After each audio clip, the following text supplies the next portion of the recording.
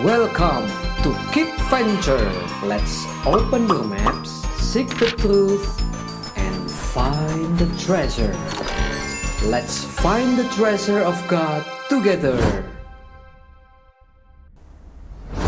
Halo adik-adik, bertemu lagi di dalam Kids Venture. Kali ini, Kak Ryan akan mengajak adik-adik untuk memuji dan memuliakan nama Tuhan. Tapi sebelum itu, marilah kita berdoa. Ya Tuhan, terima kasih ya Tuhan, pada Kids Venture kali ini, Tuhan telah mengumpulkan kami. Ya Tuhan, tolong berkati kami yang akan memuji nama-Mu ya Tuhan, dan juga akan mendengarkan firman-Mu. Biarlah kami dapat memahami firman-Mu hari ini dengan baik. Dan nama Tuhan Yesus, amin. Adik-adik, Tuhan Yesus sayang sama Kak Ryan. Tuhan Yesus juga sayang sama Papa, Mama, sayang kakek, dan juga sayang nenek. Dan pastinya, Tuhan itu juga sayang sama adik-adik semua. Ayo kita nyanyikan lagu Yesus Sayang Semua.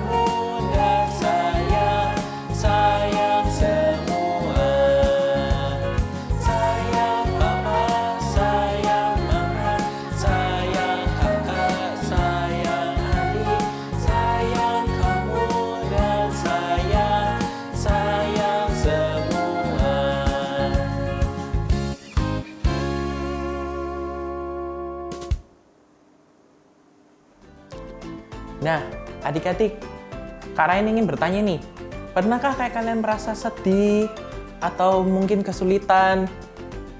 Tentunya adik-adik pernah mengalami hal itu. Tapi ingat adik-adik, saat keadaan itu pun Tuhan selalu menemani kita. Saat kita bingung membuat keputusan, mari kita pilih untuk menyenangkan hati Tuhan.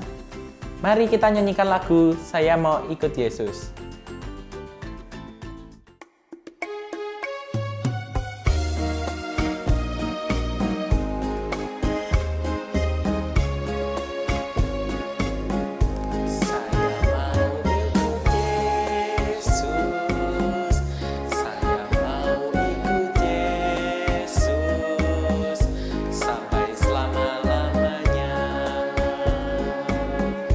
Meskipun saya sulit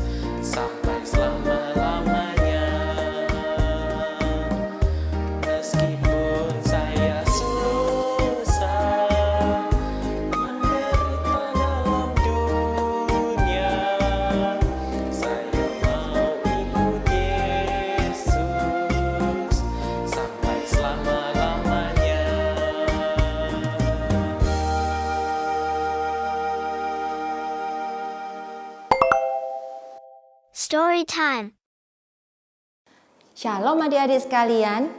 Sebelum kita mulai cerita hari ini, mari kita berdoa. Tuhan, Allah Bapa kami ada dalam kerajaan surga yang mulia. Terima kasih Tuhan atas waktu yang Kau sediakan bagi kami untuk bisa mendengarkan firman-Mu. Terima kasih Tuhan. Sekarang kami akan siap mendengarkan firman-Mu, kiranya Engkau yang akan memberkati kami. Dalam nama Tuhan Yesus kami berdoa. Amin. Firman hari ini diambil dari Lukas 23 ayat 32 sampai 43. Adik-adik, pada zaman Yesus, orang-orang yang telah melakukan hal-hal yang sangat buruk kadang-kadang dihukum mati dengan cara disalib. Mereka dipakukan pada kayu salib dan ditinggalkan tergantung di sana sampai mati. Penyaliban sangat kejam dan memalukan. Yesus tidak pernah melakukan apapun yang buruk. Yesus tidak pernah melanggar hukum. Tetapi orang-orang jahat ingin menyingkirkannya. Para prajurit datang dan menangkap Yesus. Karena Yesus adalah Allah. Ia dapat saja melarikan diri. Tetapi dia membiarkan mereka membawanya pergi. Yesus berbuat ini karena mengasihi orang-orang berdosa dan karena ia mau taat kepada Bapanya di surga. Para prajurit membawa Yesus dan dua penjahat ke tempat yang disebut Bukit Kalvari atau Golgota, di mana para prajurit mempersiapkan untuk menghukum mati mereka. Dua orang laki-laki yang disalibkan bersama dengan Yesus adalah pencuri. Mereka dihukum karena kejahatan yang telah mereka perbuat. Tentu saja kita tahu bahwa Yesus tidak melakukan sesuatu yang salah. Yesus dihukum secara tidak adil. Tetapi Yesus dengan sukarela menghadapi salib. Karena dia datang ke bumi ini untuk mati bagi dosa-dosa umatnya. Yesus tergantung di salib yang di tengah. Dua penjahat tergantung di salib bersebelahan dengan Yesus. Mereka dapat melihat Yesus dan mendengar apa yang dikatakannya. Ketika mereka tergantung di sana, mereka mendengar Yesus berdoa, "Bapa, ampunilah dosa mereka, karena mereka tidak tahu apa yang mereka perbuat." Yesus berdoa bagi para musuhnya. Ia tidak marah kepada pemimpin Yahudi yang menyebabkan dia tersalib. Ia tidak memaki prajurit Romawi yang telah memakukan dia disalib. Yesus dipenuhi dengan kasih dan kemurahan hati, bukan kebencian dan kemarahan. Ada orang banyak berdiri di sekitar situ, menyaksikan penyaliban. Beberapa di antara mereka menertawakan Yesus. Mereka menertawakan dia dan berkata, "Orang lain ia selamatkan, biarlah sekarang ia menyelamatkan dirinya sendiri. Jika ia adalah Mesias, orang yang dipilih Allah." Para tentara berteriak dengan suara yang menghina, "Jika engkau adalah raja orang Yahudi, selamatkanlah dirimu." Bahkan salah satu dari pencuri yang sedang sekarat mengejek Yesus dan berkata, "Bukankah engkau adalah Kristus? Selamatkanlah dirimu dan kami." Dapatkah Yesus turun dari kayu salib? Ya, Yesus dapat menggunakan kuasanya yang besar untuk turun dari kayu salib dan menunjukkan kepada mereka yang telah menghina dan mengejek dia. Tetapi dia tidak melakukannya. Tahukah kalian mengapa? Karena itulah kehendak Bapa bagi Yesus, yaitu mati bagi umatnya. Yesus harus mati supaya mereka dapat hidup. Yesus mati menggantikan mereka supaya mereka dapat diampuni dan hidup di sorga bersama dia. Tetapi bagaimanakah dengan penjahat yang satunya? Ia juga telah mengamati dan mendengarkan. Kini ia berkata kepada penjahat yang pertama, "Kita menerima hukuman yang pantas bagi kita," katanya. "Tetapi orang ini tidak berbuat sesuatu yang salah." Lalu ia menatap Yesus dan berkata, "Yesus, ingatlah akan aku apabila engkau datang sebagai raja." Orang ini tahu bahwa dirinya adalah orang berdosa dan bahwa ia pantas untuk dihukum. Namun ia meminta Yesus untuk mengingat dirinya. Ia berkata kepada Yesus, "Berikanlah aku sebuah tempat dalam kerajaan-Mu, meskipun aku tidak layak untuk menerimanya." Ketahuilah, ia sedang memohon rahmat. Ia sedang memohon kepada Allah Sang Juru Selamat untuk anugerah kebaikan dan kasih-Nya yang diberikan dengan cuma-cuma. Yesus berpaling kepada penjahat yang mati itu dan berkata kepadanya, "Aku berkata kepadamu, sesungguhnya hari ini juga engkau akan ada bersama-sama dengan aku di dalam Firdaus." Yesus penuh rahmat, belas kasihan kepada pencuri tersebut. Pikirkan bagaimana tak berdayanya penjahat yang ia rasakan ketika mendengarkan perkataan Yesus. Apakah ia layak untuk pergi ke surga?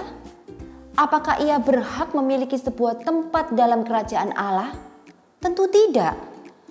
Tetapi laki-laki yang tak berdaya ini percaya bahwa Yesus mati menggantikannya. Ia mempercayai Yesus sebagai juru selamatnya. Ia percaya kepada belas kasihan dan anugerah Allah. Meskipun kita bukanlah penjahat yang telah membunuh atau merampok, kita semua adalah orang-orang berdosa dan kita tidak layak untuk menerima kasih Allah. Setiap orang pantas untuk dihukum karena dosanya. Tetapi kabar baiknya adalah bahwa Yesus dihukum menggantikan orang-orang berdosa. Kita tidak dapat diselamatkan dengan melakukan hal-hal yang baik. Kita tidak dapat pergi ke surga hanya karena orang tua kita adalah Kristen. Di hadapan Allah, kita tidak berdaya dan berdosa, sama seperti penjahat di atas kayu salib. Dan kita harus berseru kepada Yesus untuk mengampuni kita. Kita membutuhkan anugerah keselamatan. Sungguh indah bahwa penjahat yang akan mati itu berseru kepada Yesus dan diselamatkan di saat terakhir dari hidupnya. Tetapi bahkan akan lebih indah lagi ketika anak-anak seumur kalian percaya kepada Tuhan Yesus dan melayani Dia mulai dari sekarang. Memory verse. Ayat hafalan minggu ini terambil dari Titus 3 ayat 4-5a. Mari kita bacakan bersama sebanyak 4 kali. Titus 3 ayat 4-5a.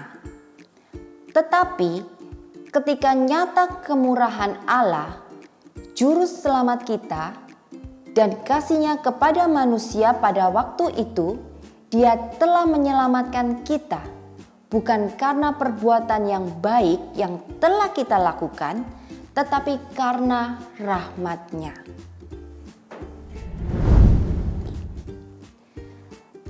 Titus 3 ayat 4-5a.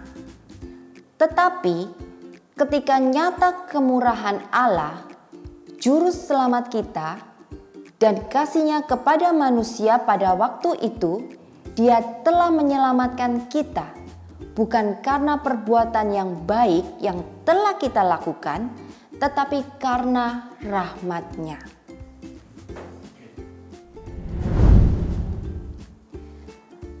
Titus 3 ayat 4-5a.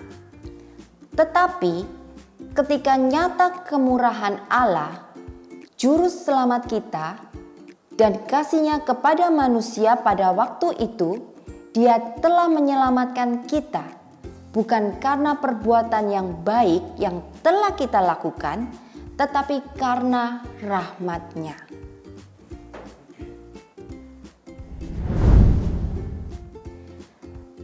Titus 3 ayat 4-5a. Tetapi ketika nyata kemurahan Allah, Juru Selamat kita, dan kasih-Nya kepada manusia pada waktu itu, Dia telah menyelamatkan kita, bukan karena perbuatan yang baik yang telah kita lakukan, tetapi karena rahmat-Nya. Adik-adik, sampai di sini firman kita hari ini. Mari kita tutup dalam doa. Tuhan, terima kasih Tuhan, Engkau sudah bersedia menebus dosa kami. Terima kasih Tuhan, Engkau sudah bersedia mati di atas kayu salib untuk kami semua.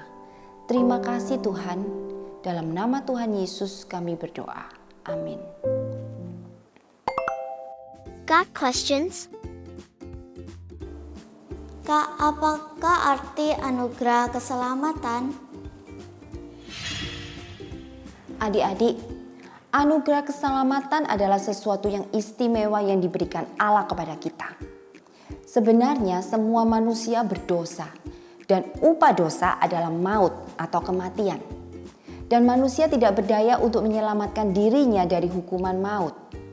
Dalam bahasa Yunani, anugerah atau kasih karunia disebut charis, yaitu pemberian cuma-cuma dari Allah kepada manusia yang sebetulnya tidak layak untuk menerima.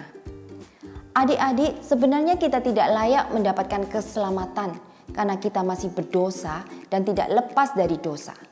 Namun karena kasih-Nya, Allah merencanakan dan menyediakan keselamatan bagi manusia di dalam Yesus Kristus. Allah mengutus anaknya yang tunggal untuk mati di salib menggantikan kita. Sehingga kita tidak jadi dihukum, melainkan beroleh keselamatan. Itulah yang disebut dengan anugerah keselamatan. Nah, siapa saja yang memperoleh anugerah keselamatan? Setiap orang yang percaya kepada Tuhan Yesus sebagai juru selamat akan memperoleh anugerah keselamatan. Hanya dengan iman kita memperoleh anugerah keselamatan, bukan dengan usaha pekerjaan kita. Efesus 2 ayat 8-9. Sebab karena kasih karunia kamu diselamatkan oleh iman. Itu bukan hasil usahamu, tetapi pemberian Allah. Itu bukan hasil pekerjaanmu. Jangan ada orang yang memegahkan diri. Song of the month. Yay!